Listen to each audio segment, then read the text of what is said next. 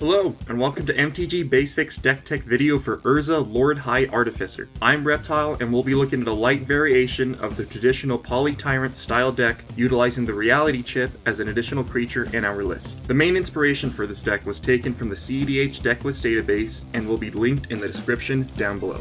First, let's understand what a Polymorph deck is. Polymorph is a sorcery for 3 and 1 blue which reads, destroy target creature, it can't be regenerated. Its controller reveals cards from the top of his or her library until he or she reveals a creature card. That player puts that card onto the battlefield, then shuffles all other cards revealed this way into his or her library. With this effect, we are able to sacrifice the construct Urza creates to search for either Tidespout Tyrant or Hullbreaker Horror, and generate infinite mana to win the game. Proteus Staff also acts as a second copy to Polymorph in this deck. Being a non-combo creature in a Polymorph strategy inherently adds variance to an otherwise guaranteed combo, but the value the Reality Chip provides as a future side effect in conjunction with Urza is worth the obstacles it presents. Additionally to being a creature, the Reality Chip is an artifact, and our variation of the build leans heavier on artifact tutors in exchange for big straw spells such as Recurring Insight. Doing this allows us to search for the Reality Chip out of our deck, giving us the best of both worlds. Also, naturally drawing or mulliganing to a hand containing our chip eliminates this dilemma without having any resource investment.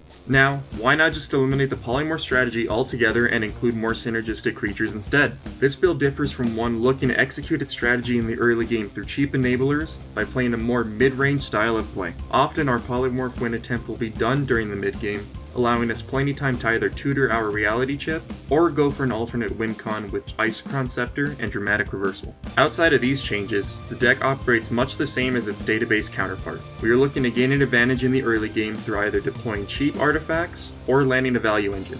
When we are safe to do so, we may play Urza in either combo, or control the table through a unilateral staxx piece.